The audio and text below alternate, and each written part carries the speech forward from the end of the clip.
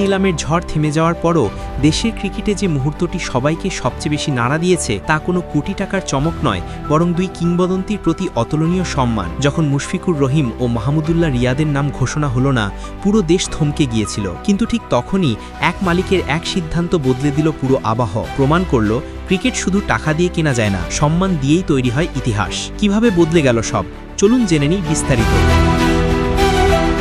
বিপিএলের জমজমার দ্বাদশ আসবির নিলাম, আলো ঝলমল স্টেজ, দলগুলোর ক্যালকুলেশন আর কোটি টাকার লড়াই সব মিলিয়ে যেন উৎসব। নিলামে যখন নাইম শেখের দর কোটি টাকার ঘর ছুঁয়ে গেল, সবাই বুঝে গেল এবারের নিলাম হবে একেবারেই অন্যরকম। কিন্তু রাতের সবচেয়ে বড় নাটক ছিল সামনে।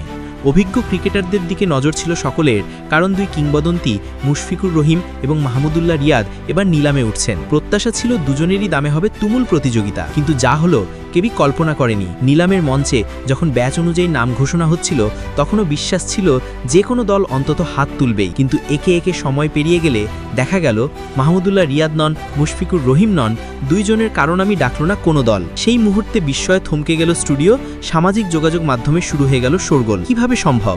দেশের দুই বড় ম্যাচ উইনার, দুই বিশ্বকাপ জয়ী স্কোয়াডের সদস্য, দুই স্তম্ভ, তাদেরকে কি সত্যিই কেউ চাইল না? মুশফিক সেই সময় একটি পোস্ট দিলেন, আলহামদুলিল্লাহ। কৃতজ্ঞতা জানালেও পোস্টের আড়ালে লুকানো অভিমানটা চোখে পড়ে যায় যে কারো। এদিকে সমালোচনা ছড়িয়ে পড়তে শুরু হলো চারদিকে। কিন্তু তখনও একটি আশা বাকি ছিল, নিলামের দ্বিতীয় ধাপে নাম আসবে আরও কিছু খেলোয়াড়ের।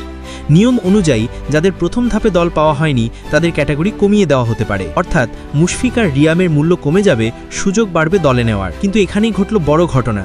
নিলাম পরিচালকদের উদ্দেশ্যে হঠাৎ এক মালিক উঠে দাঁড়ালেন। তিনি রংপুর রাইডার্সের মালিক, দেশের অন্যতম শীর্ষ ব্যবসায়ী এবং ক্রীড়াঙ্গনের অভিজ্ঞ মুখ। তিনি দৃঢ় কণ্ঠে বললেন, ওদের ক্যাটাগরি কমানো যাবে না, ওদের প্রতি সম্মান রেখে ওদের মূল্য কমানো উচিত নয়।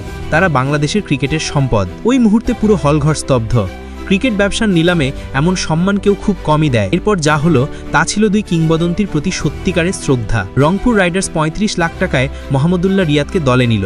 একই সম্মান রেখে রাজশাহী ৩৫-এই নিল মুশফিকুর রহিমকে। এটি ছিল শুধুই দুই খেলোয়াড়কে দলে নেওয়া নয়, এটি ছিল দেশের ক্রিকেটের অতীত ও বর্তমানের প্রতি গভীর সম্মান। রিয়াদকে যখন ঘোষণা করা হলো, সবাই বুঝে গেল যিনি অসংখ্য ম্যাচ বাঁচিয়েছেন, দেশের জন্য লড়েছেন, তাকে অবহেলা করা যায় না। একইভাবে মুশফিক, যিনি বাংলাদেশের সবচেয়ে নির্ভরযোগ্য ব্যাটসম্যানদের একজন, তার প্রতি এই সম্মান পুরো খেলাটাকে আরও মানবিক করে তুলল। এই সিদ্ধান্ত পুরো নিলামের পরিবেশটাই বদলে দিল।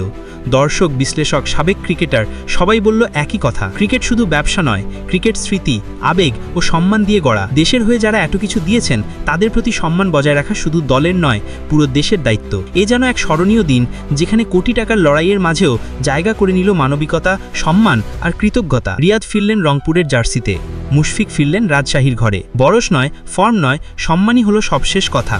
আর এই এক সিদ্ধান্ত মনে করিয়ে দিল, যখনই ক্রিকেট মানবিক হয় তখনই সে সত্যিকারের সুন্দর হয়।